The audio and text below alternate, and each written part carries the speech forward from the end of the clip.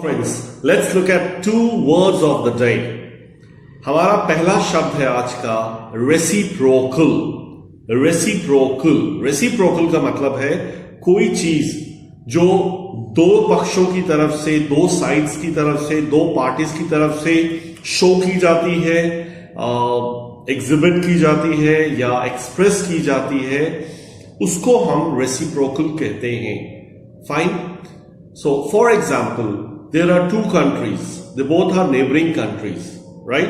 जैसे हमारा नेपाल के साथ में एक रेसिप्रोकल रिलेशनशिप है, हमारा श्रीलंका के साथ में एक रेसिप्रोकल रिलेशनशिप है कि अगर आपके ऊपर संकट आएगा तो हम आपकी मदद करेंगे, और अगर हमारे ऊपर कभी संकट आता है तो आप अपनी कैपेसिटी में हमारी मदद करेंगे. So we have a reciprocal relationship with these two countries. Same thing is there with Bhutan. We also have a reciprocal relationship with Bhutan. But if I talk about China, अगर मैं चाइना की बात करूं, मैं पाकिस्तान की बात करूं, तो हमारा चाइना और पाकिस्तान के साथ रेसिप्रोकल रिलेशनशिप नहीं है, right? Forget about reciprocal relationship. हमारे वी हैव अ सार रिलेशनशिप. हमारे जो रिलेशनशिप है, नॉट सार, इट वुड बी सोर relationship would be a better word. सोर रिलेशनशिप का मतलब है हमारे जो रिलेशनशिप है वो कुंठित है इनके साथ में. हमारी इनके साथ में कभी अंडरस्टैंडिंग ही नहीं बन पाती है, हम दोनों एक दूसरे को समझ नहीं पाते हैं, तो हमारी जो रिलेशनशिप है वो नॉर्मल भी नहीं है, वो कुंठित रिलेशनशिप कहलाएगी. So forget about using the word reciprocal in such a case. First example था ये. एक सेकेंड एग्जांपल देखते हैं.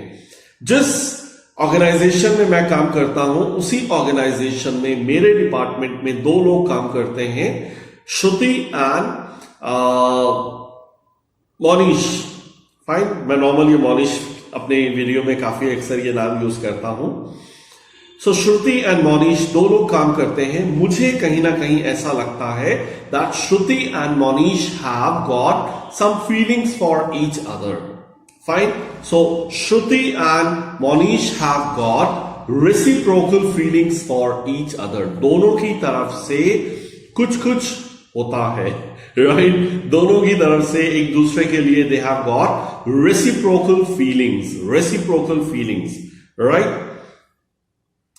बहुत बार जब हम दिवाली पर किसी को मैसेज भेजते हैं, बहुत बार हम जब दिवाली पर, क्रिसमस पर, होली पर या किसी और अन्य ओकेजन पर किसी को मैसेज भेजते हैं, तो एक हमें रिप्लाई आता है वहां से, और रिप्लाई में लिखा होता है that we reciprocate the same feelings. We reciprocate the same feeling. Now what does it mean? इसका मतलब क्या हुआ कि हम इसी तरह की फीलिंग्स को रेसिप्रोकेट करते हैं. मतलब आपने हमारे लिए अच्छा सोचा, आपने हमें विश किया, आपने हमें blessings the, so we also do the same thing for you. So it is kind of mutual for both of us, you know. जैसा आपने हमें wish किया, we wish the same thing for you. So we reciprocate the same feelings to you. Fine. ये हमारा पहला word था आज का. अब हम देखते हैं आज का अपना दूसरा word. Our second word of the day is repercussion. Repercussion. What does the word repercussion mean? The word repercussion mean किसी चीज का end result. किसी चीज का end result. For example, war is going on between Russia and Ukraine. So इस war के repercussions क्या होंगे? इस war का end result क्या होगा? इस war का end result मानवता के लिए बहुत भयावह होगा. इस war का end result हमारे environment के लिए बहुत खतरनाक होगा. इस वॉर का एंड रिजल्ट दोनों देशों के लिए बहुत खतरनाक होगा. So the repercussions of this war are going to be deadly. Deadly का मतलब होता है बहुत खतरनाक. किसके लिए? Deadly for Ukraine, deadly for Russia, deadly for the mankind, deadly for the entire globe, पूरे विश्व के लिए, right? Deadly for our environment, deadly for all the plants and animals, right? Imagine the amount of fire which is taking place. Imagine the amount of ammunition जो use किया जा रहा है. इससे निकलने वाली जहरीली गैसें क्या सिर्फ रशिया के एटमॉस्फेयर तक सीमित रहेंगी? क्या ये सिर्फ यूक्रेन के एटमॉस्फेयर तक सीमित रहेंगी? क्या ये गैसेस पूरे विश्व में नहीं फैलेंगी? क्या ये रेडिएशन पूरे विश्व में नहीं फैलेगा? ये पॉल्यूशन पूरे विश्व में नहीं फैलेगा?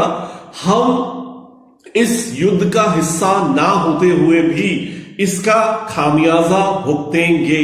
हमारी आने वाली जनरेशन इसका खामियाजा भुगतेंगी. दोनों देश 100 साल पीछे धकेले जा चुके हैं सिर्फ राजनेताओं की जिद के पीछे. वो जनता जिनका कोई लेना देना नहीं था, they had nothing to do with this war. They have become scapegoats. They have become victim of the bad policies of two arrogant leaders.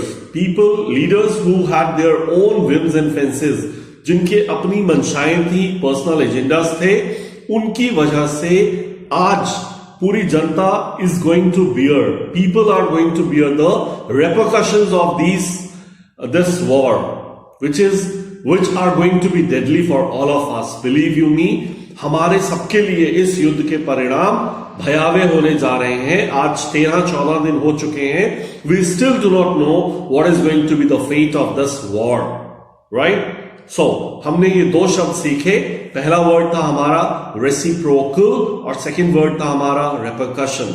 आशा करता हूं आपको ये दोनों वर्ड समझ में आए होंगे. अगर आपने अभी तक हमारा चैनल सब्सक्राइब नहीं किया है तो मैं रिक्वेस्ट करूंगा आपसे to kindly subscribe to our channel so that you are able to get similar informative videos on a regular basis.